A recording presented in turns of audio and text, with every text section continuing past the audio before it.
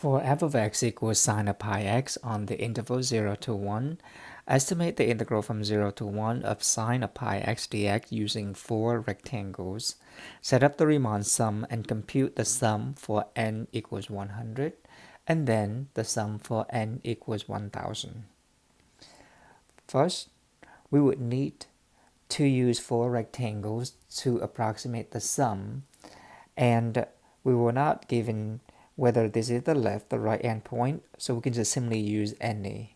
In this case, we will use the right endpoint.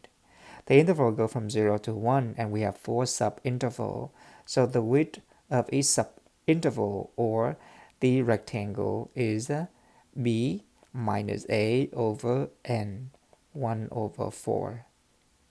These endpoints are 0, 1/4, 2/4, 3/4, and then 4 over 4, which is 1.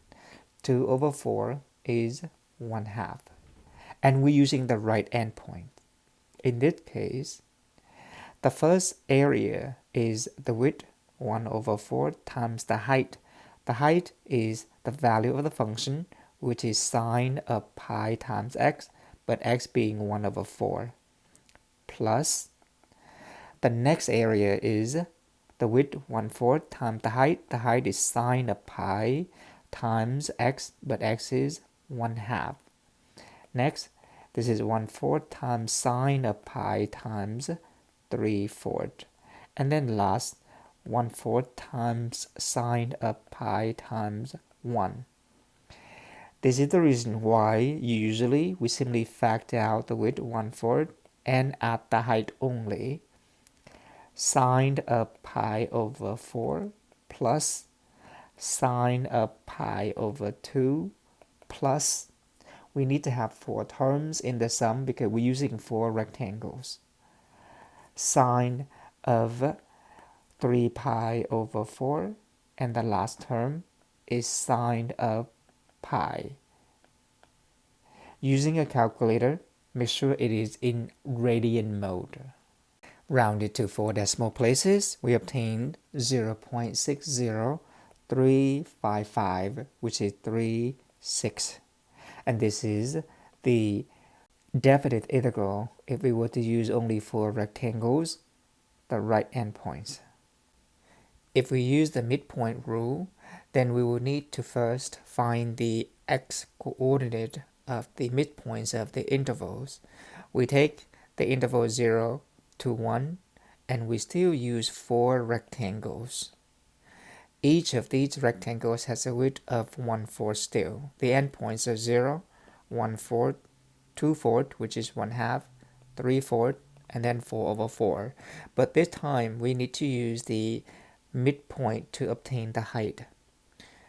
The number between 0 and 1/4 is 1 over 8. A half of 1/4 is 1 over 8. And then to get to another midpoint, we simply add the width. But remember that the width is still 1/4. 1/4 is 2 over 8, so the next midpoint is 3 over 8.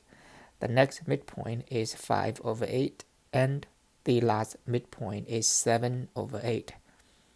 We then use this midpoint to find the height. Using only 4 rectangles, m sub 4 is, we first take the width, which is still 1/4, times, then we add out the height using the midpoint.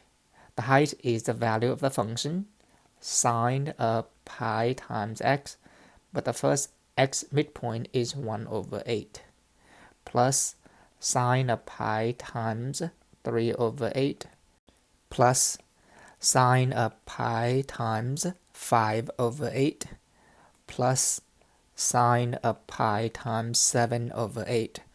All of the x-coordinates that we use in this sum are the midpoints, one midpoint for each sub-interval. We then use a calculator to evaluate this sum. We then obtain 0.65328, which is always better than either the left or the right endpoint.